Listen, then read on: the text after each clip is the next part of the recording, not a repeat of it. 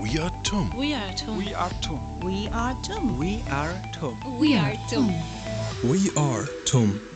Hallo, willkommen bei unserem Podcast We Are TUM. Ich bin Clarissa Ruge und unsere neue Folge wird ausschließlich über unseren TUM-Standort in Straubing handeln. Er hat seinen Fokus auf 4 Forschungsbereiche. Das ist Ingenieurwissenschaften, Chemie und Biotechnologie, Economics and Management sowie Materialwissenschaften. Und das Ziel, die Mission, ist die Transformation von Wirtschaft und Gesellschaft in Richtung Nachhaltigkeit. Aktuell gibt es ungefähr 25 Professorinnen und Professoren und 1200 Studierende, 8 Studiengänge, darunter 3 Bachelor und 5 Master. Ich spreche in diesem Podcast mit 4 Personen, die uns den Campus und seine Forschung näher bringen. Natürlich mit dem Rektor, Professor Volker Sieber, dann mit Professor Claudia Doblinger. Sie beschäftigt sich unter anderem mit der Gründung von Start-ups vor Ort. Mit Stefan Görg, er ist Professor für Economics. Zudem ist er Academic Program Director. Und ich freue mich natürlich sehr über eine Alumna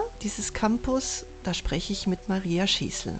Professor Volker Sieber ist seit Ende 2008 Leiter des Lehrstuhls für Chemie biogener Rohstoffe an der TUM. 2017 wurde er zum Rektor des TUM Campus Straubing für Biotechnologie und Nachhaltigkeit ernannt. Hallo, Herr Sieber. Hallo, Frau Ruge. Erste Frage natürlich, wie hat sich der Campus in den vergangenen Jahren entwickelt?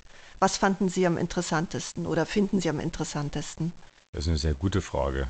Die Entwicklung ab 2017 war natürlich eine, die von sehr viel Arbeit, sehr viel Aufbauarbeit geprägt war, aber es war einfach toll zu sehen, wie es losging, einfach Geschwindigkeit aufgenommen hat. Da gab es natürlich auch immer wieder Phasen, wo es nicht weiter voranging, wenn ein Gebäude nicht fertig wurde, wenn niemanden besetzen konnten, so wellenförmig. Wenn Sie von dem Anfang gesprochen haben, würde es mich jetzt wahnsinnig interessieren und ich glaube auch die Zuhörenden, was war am Anfang in Straubing? 2017 ist der TUM Campus Straubing offiziell begonnen worden als TUM Campus, aber uns gab es ja schon etwas länger hier, allerdings in deutlich kleinerer Größe.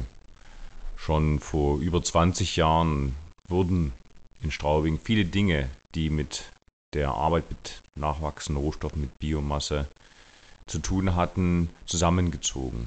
Verschiedene Einrichtungen, unter anderem auch eine Einrichtung aller Universitäten Bayerns, das Wissenschaftszentrum.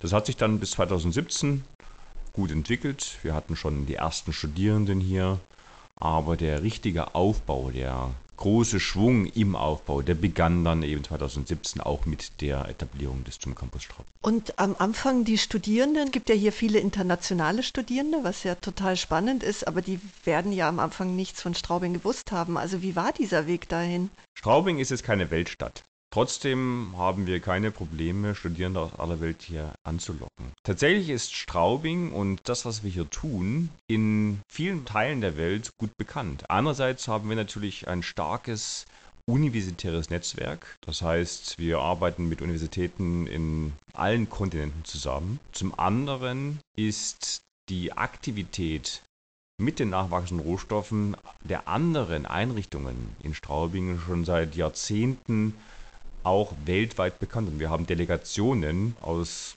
über 100 Ländern bisher in Straubing gehabt.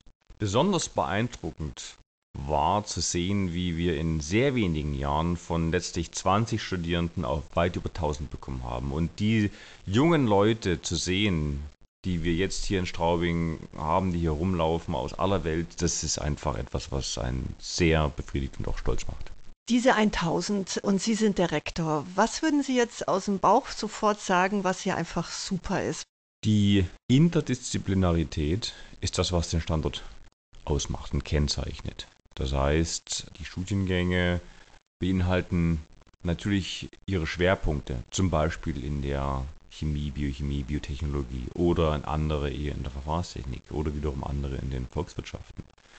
Aber alle Studiengänge beinhalten auch Elemente der jeweils anderen Richtungen, sodass die Möglichkeit hier gegeben ist, weiterzudenken, weiterzuarbeiten, das Wissen auch zu haben, um die Sprache der anderen Disziplinen mitreden zu können, mitdiskutieren zu können. Das klingt für die potenziellen Arbeitgeber ziemlich spannend. Haben Sie schon so eine Art Resümee, wo Sie sagen, also unsere Talente, wenn die Absolventen dann auf den Arbeitsmarkt kommen, wo landen die, wo gehen die hin, wo werden die gebraucht? Ja, überall kann man sagen. Letztlich das Thema Nachhaltigkeit ist ja, wofür der Standort auch mit dem Namen steht. Auch Biotechnologie, aber nicht alles, was wir machen, ist Biotechnologie. Nachhaltigkeit steckt immer drin. Das ist ein Thema, was überall gebraucht wird. Einerseits in der Industrie, die großen Unternehmen, die brauchen Nachhaltigkeitsmanagement. Die müssen wissen, wie sie an Dinge technologisch rangehen, aber auch nicht technologisch, sondern eben, was auch die Auswirkungen sind auf die Ökonomie, auf ihre betriebswirtschaftlichen Ergebnisse. Also die brauchen eben genau diese Komplexität, wenn sie sich da weiterentwickeln wollen. Wo sagen Sie, nee, da bin ich noch nicht zufrieden, da will ich jetzt noch, dass wir XY erreichen? Man muss immer sehen, dass wir noch sehr klein sind. Klein heißt, die Zahl der Professoren ist noch lange nicht da, wo wir sein wollen. Wir haben also jetzt eine 2/3 etwa erreicht. Das Umfeld, was wir hier geschaffen haben, ist ideal. Studierende aus aller Welt, engagierte Professoren, stark interdisziplinär. Wir können die Welt verändern, das denke ich, mit entsprechend den Kapazitäten, die wir bekommen. Umso mehr Kapazität wir bekommen, desto mehr können wir auch erreichen. Und das hängt von wem oder was ab? Das hängt davon ab, dass entsprechend die ursprünglich zugesagten Mittel zum Ausbau von Straubing auch alle bereitgestellt werden und idealerweise auch entsprechend der Problematik und der Notwendigkeit der Ausbau noch weitergeht. Eben wie schon gesagt, es gibt so viel zu tun und Straubing ist das ideale Umfeld, um all diese Themen auch anzugehen. Mit den erfolgreichen Beispielen aus den letzten Jahren, die wir gezeigt haben, kann sich das auch, glaube ich, sehen lassen. Vielen Dank, Herr Volker-Sieber. Dankeschön. Danke, Frau Ruge. Vielen Dank, dass ich hier sein durfte. Professor Claudia Doblinger forschte als Postdoc an der Harvard Kennedy School und nahm 2018 den Ruf auf die Professur für Innovation and Technology Management am TUM Campus Straubing an. Die Forschungsinteressen von ihr liegen an den Schnittstellen von Politik, technologischen Innovationen auf Unternehmensebene und Nachhaltigkeit, natürlich mit besonderem Fokus auf den Bioenergiesektor. Am Campus ist Claudia Doblinger zudem Beauftragte für Unternehmertum. Frau Professor Doblinger, warum bietet die TUM im Allgemeinen und vor allem der Campus Straubing eine gute Voraussetzung für die Gründung eines jungen Start-ups? Es gibt hier an der TU München und insbesondere am TUM Campus in Straubing das perfekte Gründungsökosystem. Man bekommt von der ersten Idee, von dem ersten Technologie, die man im Labor entwickelt hat, bis hin zu Post-its an irgendwelchen Wänden, um Businesspläne zu erstellen für neue Geschäftsideen, wirklich die perfekte Unterstützung. Und es ist das ganze Netzwerk TUM Venture Labs, Unternehmertum, die Kurse, TUM Entrepreneurship, das hier einfach das wirklich tolles Ökosystem bietet. Wo haben Sie so das Gefühl, wo der größte Erfolg ist, um junge Gründerinnen und Gründer zu fördern? Also was wäre jetzt so, was Sie sagen, gleich Niederschwelligkeit zum Beispiel? Also es ist die meisten Studierenden kommen und sagen, es ist hier ein Top-Ökosystem, aber ich habe eigentlich keine Idee, ich weiß nicht, was ich tun soll. Und dann haben wir auf der anderen Seite aber hier Doktoranden, Postdoktoranden oder auch eben Masterstudierende, die in den naturwissenschaftlichen, in den ingenieurwissenschaftlichen Bereichen arbeiten, die Ideen eigentlich haben oder die Technologien und die zusammenzubringen. Das ist das, was hier einfach möglich ist und was wir auch tun. Und da bietet sich insbesondere der Standort in Straubing an, weil wir so interdisziplinär aufgestellt sind. Was könnte der Unterschied sein zum TUM-Standort Garching-München? Also ohne, dass man sich jetzt natürlich Konkurrenz macht, aber wo Sie sagen, genau hier in Straubing ist das besonders. Also alles, was zu dem Thema Nachhaltigkeit und Biotech, Biotechnologie zu tun hat. Wir haben hier die Experten auf der naturwissenschaftlichen, ingenieurwissenschaftlichen, aber auch auf der wirtschaftswissenschaftlichen Seite. Und wie gesagt, wir haben jetzt zum Beispiel ein neues Kursformat ausprobiert. Biotech Ventures hieß der Kurs, wo wir gründungsinteressierte Doktoranden, die aus den Naturwissenschaften oder aus den Ingenieurwissenschaften kommen, mit gründungsinteressierten Masterstudierenden aus allen Studiengängen zusammengebracht haben. Und wir teilen halt alle so eine Leidenschaft, das ist an nachhaltigen Lösungen, an nachhaltigen Technologien zu arbeiten und die in den Markt zu bringen. Und die Akteure sind hier vor Ort. Wir sind gut vernetzt, weil wir auch ein kleiner Standort sind und das ist einzigartig. Welche Rolle spielt in diesem Zusammenhang der TUM Venture Lab oder die TUM Venture Labs? Also die spielen in meinen Augen eine ganz zentrale Rolle, weil die genau die Mission haben, genau die Aufgabe haben, eben diese frühphasigen Gründungsideen, Gründungsprojekte zu unterstützen. Also das, was in den Köpfen der Doktoranden, der Naturwissenschaftler, der Postdocs und so weiter schlummert, nicht nur Naturwissenschaftler aus allen Bereichen natürlich, in die erstmalige Umsetzung. Und gerade für diese Personen ist Gründung eigentlich in der Regel kein Karrierepfad, dem man normalerweise unterkommen würde. Und da leisten die Venture Labs mit den Formaten, mit den Ansprechpartnern. Wir haben ja auch das TUM Venture Lab Sustainability and Circular vor Ort mit dem Florian Lindl, der hier der Operating Director ist und eine wahnsinnig tolle Leistung bringt, um einfach als Ansprechpartner und Unterstützer, Ratgeber, Mentor und ich weiß gar nicht, was man noch alles sagen kann, zur Verfügung steht.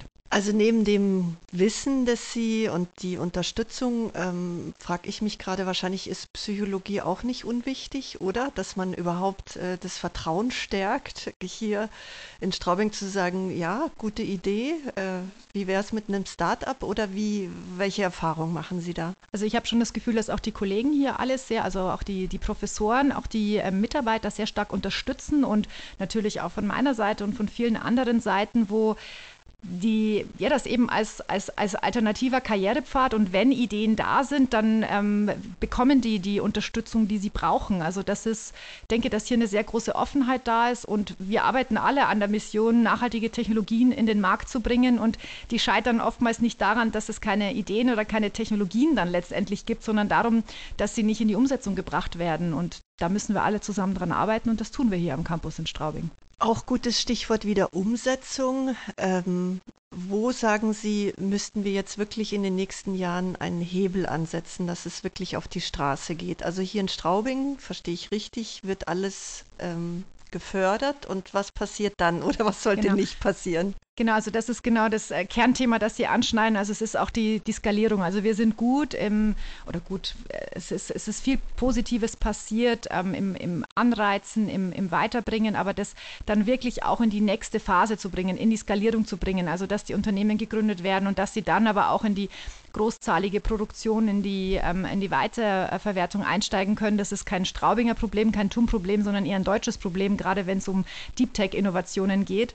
Und wir versuchen hier jetzt mit neuen Ansätzen, also dass wir eben von den Venture Labs erste Idee über die Lab-Forschung, die hier stattfindet, über das neue Bioscale-Up Lab, das mein Kollege, der Professor Zavrel, hier aufbaut, wo es eben um die erste Skalierung geht, aber dann auch die Multipurpose-Anlage, die hier am Standort in Straubing aufgebaut wird, wo die großzahlige Skalierung dann halt möglich ist. Also versuchen wir die komplette Innovationskette, die Innovationsphase für Biotechnologie-Innovationen hier abzudecken und das ist in Europa tatsächlich eigentlich einzigartig, was hier passiert am Standort. In wie vielen Jahren, glauben Sie, sind wir hier in Straubing, ja, sagen wir mal, annähernd im guten Sinne amerikanische Verhältnisse mit Finanzierung, mit Investoren? Also amerikanische Verhältnisse brauchen wir gar nicht, würde ich sagen, vor allem nicht die aktuellen. Es braucht schon noch was und wir brauchen auch noch weiterhin Vertrauen und auch öffentliche Investitionen. Gerade am Beginn ist es sehr wichtig, dass eben auch Infrastruktur geschaffen wird. Aber ich würde sagen, dass wir in 5 bis 10 Jahren schon hier der Leuchtturm für Bioökonomie, für Biotech-Innovationen im weiteren Sinne sein werden und auch, wir sind international schon bekannter, aber wir werden definitiv noch bekannter werden mit den Aktivitäten, die hier da sind. Klingt gut. Vielen Dank, Frau Professor Doblinger. Ja, vielen Dank auch von meiner Seite. Tschüss. Tschüss. Ich spreche jetzt mit Professor Sebastian Görg. Er ist promovierter Volkswirt und forscht im Bereich der Verhaltensökonomik. So, ich freue mich sehr auf das Gespräch und fange gleich an. Welche Studiengänge werden aktuell am TUM Campus Straubing angeboten? Über Bachelor und Master hinweg haben wir 10 Studiengänge. Die sind sowohl wirtschaftswissenschaftlich als auch naturwissenschaftlich technisch und haben alle einen Nachhaltigkeitsschwerpunkt. Das ist dann Nachhaltigkeit bei der chemischen Biotechnologie, nachhaltige Energien und Prozesse, Bioökonomien oder Sustainable Management and Technology. Also wir sind da sehr breit aufgestellt über unterschiedliche Disziplinen hinweg. Eine Frage aus einer ganz anderen Perspektive. Ich will in Straubing studieren, interessiert mich. Ich will mich aber jetzt nicht total drauf festlegen, dass ich später beruflich Nachhaltigkeitsmanagerin, Manager werde. Habe ich hier dann auch eine Chance oder bin ich gut aufgehoben? Ja, absolut. Also weil all unsere Studiengänge sind in traditionellen Disziplinen verankert. Also unsere chemischen Biotechnologen können dasselbe wie andere chemische Biotechnologen, auch wenn die Schwerpunkte hinterher anders sind. Unser Sustainable Management Technology ist ein vollwertiger BWL-Studiengang. Das heißt, bei der Schwerpunktwahl und bei den Themen, die wir besprechen, sind es Nachhaltigkeitsthemen, aber die Grundlagen, die ich lerne, die Methoden, die ich lerne, die sind im Prinzip darüber hinaus. Sehr gut.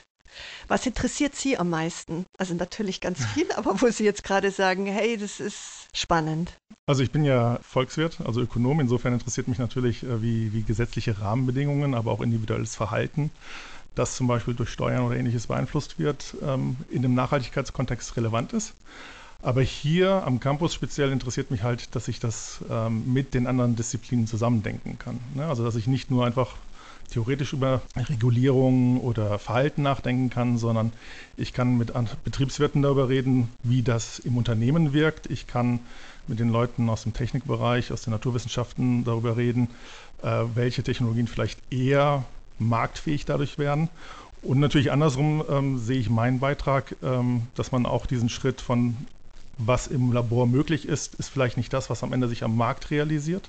Und das können wir hier sehr in derselben Fakultät frühzeitig diskutieren. Das finde ich sehr spannend. Das heißt also, dann hat Straubing das Alleinstellungsmerkmal in Nachhaltigkeit, aber eben nicht nur mit dem Häkchen dahinter, sondern wirklich in eine neue Forschungsrichtung hinein. Genau, also was wirklich besonders ist an diesem Campus ist, dass wir wie eine Fakultät sind, ja, aber wir sind eine sehr interdisziplinäre Fakultät. Normalerweise hat man vielleicht einen Nachhaltigkeitsstudiengang, der von Ökonomen bespielt wird. Alle unsere Studiengänge hier haben interdisziplinäre Elemente. Ich muss mich austauschen mit dem Materialwissenschaftler, mit dem Ingenieur, mit dem BWLer und wir setzen zusammen diese Studiengänge auf. Das heißt, das ist hier wirklich integriert und es ist nicht einfach nur, so ein Sondermodul, das ich irgendwo mache, sondern wir denken von vornherein, wie können wir unsere Leute fachlich ausbilden, aber wie können wir es auch ermöglichen, sehr früh die Kommunikation über Disziplingrenzen hinweg zu befähigen. Haben Sie vielleicht schon, auch wenn Straubing natürlich jetzt nicht so alt ist wie andere Standorte oder Universitäten, haben Sie schon Feedback von Unternehmen, die ihre Studierenden nehmen? Also wir arbeiten ja auch in angewandten Forschungsprojekten, Projektstudien mit Unternehmen zusammen. Gleichzeitig haben wir auch Absolventen.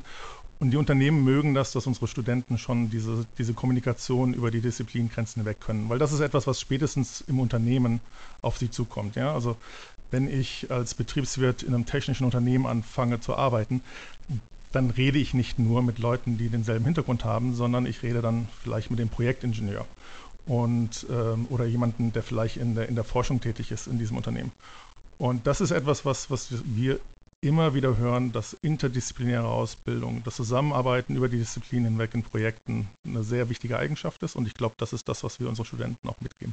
Wenn wir gerade auch über Firmen sprechen, ein neues Projekt der Volkswagen Stiftung zum Beispiel, an dem unter anderem Ihre Professur und Straubinger Studierende beteiligt sind, soll Zirkularität im Alltag erlebbar machen. Um was geht es in dem Projekt genau? Ja, das ist ein Projekt, das wir zusammen mit Herrn Professor Fröhling, der ist im Bereich der Kreislaufwirtschaft tätig und in Kooperation mit dem Studierendenwerk haben. Und wir sind daran interessiert, wie studentische WGs nachhaltiges leben können. Und das ist eine Mischung aus Wissenschaftskommunikation und Praxistest. Das heißt, diese WGs probieren einfach mal aus, Konzepte der Kreislaufwirtschaft, Konzepte der Nachhaltigkeit im Alltag zu leben.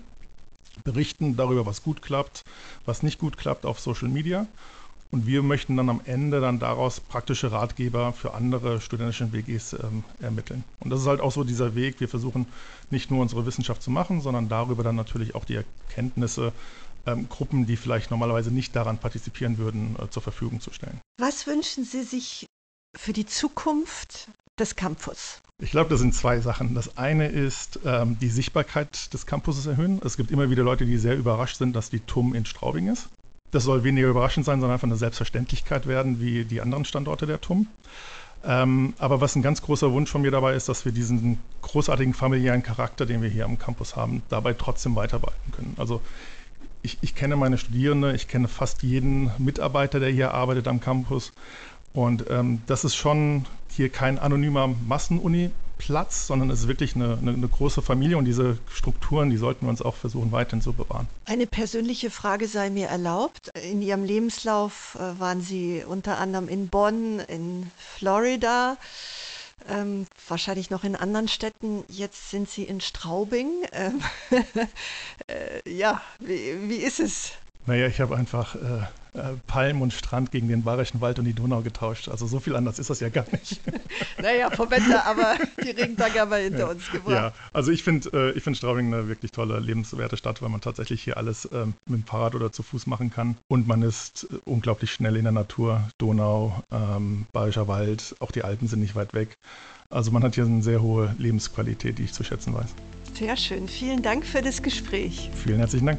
Zum Abschluss dieser Folge haben wir uns auch für die Alumni vom Campus Straubing interessiert. Also was wird aus den ehemaligen Studierenden?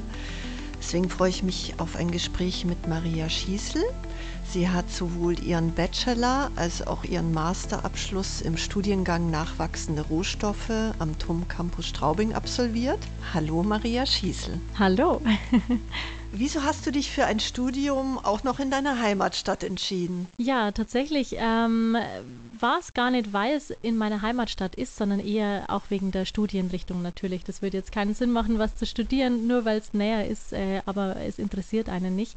Grundsätzlich haben mich Naturwissenschaften schon immer interessiert. Ich habe auch das W-Seminar im Fach Bionik gemacht und habe da eigentlich dann so die ersten Berührungen mit dem TUM Campus oder der damals ja auch noch anders hieß, gehabt, weil ich, das hat mich sehr gefreut, auch damals schon als Gymnasiastin, dass ich in den Laboren des TUM Campus dann schon forschen durfte und so die kleinen ersten Versuche für die W-Seminararbeit tätigen durfte. Ja, und dann hatte man den Draht irgendwie zum TUM Campus und hat es immer weiter verfolgt. Was macht denn der Campus so? Welche Studiengänge kann man da studieren? Informiert man sich ja sowieso in der 11. und 12. Klasse. Und ich habe dann auch verglichen mit anderen Studiengängen, was mich noch interessiert hätte, bin aber dann tatsächlich wegen den Inhalten auch in Straubing hängen geblieben, beim Studiengang Nachwachsende Rohstoffe, der damals ja auch der einzige war, den man hier erst studieren konnte. Und habe mich dann auch für den Studiengang entschieden und war ganz happy, dann natürlich auch genommen zu werden. Noch dazu in der Heimatstadt. Bin ich natürlich neugierig. Also du bist Straubingerin, hast natürlich einen Heimvorteil, aber hast ja bestimmt Freunde, Freundinnen international gehabt. Also wie ist das Zusammenleben? Wie ist das zusammen Studieren gewesen? Wo haben die gefremdelt? Wo haben die gleich sich wohlgefühlt? Ja, also prinzipiell, es war von Anfang an ein total harmonisches Umfeld. Ich meine, wir waren noch eine kleine Klasse, als ich begonnen habe. 2016, wenn ich mich nicht recht täusche, habe ich begonnen zu studieren. Und die Gruppengrößen waren da relativ klein. Da waren internationale Studierende dabei. Da hat man sofort dann einen viel größeren Austausch, weil die Anonymität natürlich auch verloren geht, dadurch, dass man eine kleine Gruppe ist und miteinander im gleichen Boot sitzt, man sich am ersten Tag das Gesicht merken kann von allen, weil es eben auch nicht so viele sind, den Namen merken kann und man begleitet sich auch nach dem Studium viel intensiver nebenbei, weil man einfach ja den direkten Draht zu allen nach wie vor hat. Also das heißt, ich sage jetzt mal so, urbayerisch Straubing ist keine Diskrepanz zu internationalen Studierenden. Also es verschmelzt wirklich alles oder gibt es so eine Art Fremdel? Nee, also ich würde behaupten, Fremdeln gibt es wirklich überhaupt nicht, ohne jetzt zu lügen, weil es eben so ein aufgeschlossener, moderner Standort auch ist, wo so viele verschiedene Richtungen dann auch zusammenlaufen. Jeder hat ja auch das große, den großen Topic Nachhaltigkeit und Sustainability und alleine das schweißt ja auch schon zusammen unter vielen Nationalitäten. Also ja, also tatsächlich würde ich sagen, Straubing ist da schon sehr international und auch sehr aufgeschlossen. Und spätestens auf dem Gäuboden-Volksfest spricht man dann sowieso dieselbe Sprache. Jetzt kommen wir wieder auf dich und deinen Werdegang. Du arbeitest nun als Klimaschutzmanagerin im Landkreis Straubing-Bogen. Ja, wie konnte dir das Studium an der TUM helfen? Ja, tatsächlich gerade die Studieninhalte, die bieten ja bei uns in Straubing am Campus ein sehr breites Verständnis für Nachhaltigkeit und auch für erneuerbare Rohstoffe. Aber der große Vorteil hier ist, dass alles nicht nur theoretisch ist, sondern auch dadurch, dass man noch kleinere Gruppen hat, auch in die Praxis direkt übertragen werden kann. Oder zumindest war es zu meiner Studienzeit so. Man lernt dadurch auch viele Persönlichkeiten kennen, viele Unternehmen, Institutionen bei uns in der Region, auf die ich jetzt gerade in meinem Beruf auch immer wieder zurückkommen konnte.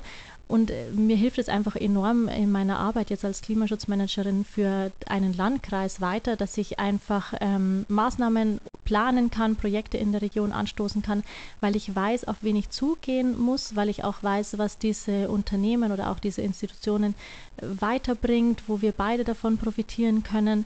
Und das hat mir schon sehr geholfen, hier zu studieren, weil man einfach ein riesengroßes Netzwerk in dem Nachhaltigkeitskontext bekommt. Aber das klingt danach, dass es dir beruflich gut geht. Ja, tatsächlich schon. Okay. Damit es auch vielen anderen gut geht, komme ich schon zu meiner letzten Frage. Welchen Ratschlag würdest du angehenden Studierenden hier am Campus Straubing auf den Weg mitgeben? Mein ganz großer Ratschlag wäre an alle Studis, nutzt auf jeden Fall die kleineren Strukturen aktiv, die euch hier am Campus geboten werden, die an größeren Standorten überhaupt nicht selbstverständlich sind und was man dann auch zu schätzen weiß, wenn man hierher kommt. Probiert möglichst viele Projekte aus, sammelt Praxiserfahrungen in den Bereichen, die euch interessieren, knüpft die Kontakte zu Unternehmen oder Institutionen in der Region oder auch überregional oder auch international, welche Themen ihr aus der Heimat einfach mitbringt. Der Campus bietet nämlich da wirklich wahnsinnig viele Chancen, wenn man sie auch aktiv dann ergreift. Sehr schön. Das ist ein wunderbarer letzter Beitrag von unserer Folge We Are TUM über den Campus Straubing. Danke, Maria. Sehr, sehr gerne. Danke auch. Ciao. So, das war wieder unsere Folge We Are TUM, diesmal über dem Campus Straubing. Und ich bedanke mich auch ganz herzlich bei Otto Zellmer, Mitarbeit TUM. Postproduktion Andreas Ehrig, Moderation Clarissa Ruge. Tschüss. We are TUM. We are TUM. We are TUM. We are TUM. We are TUM. We are TUM. We are TUM.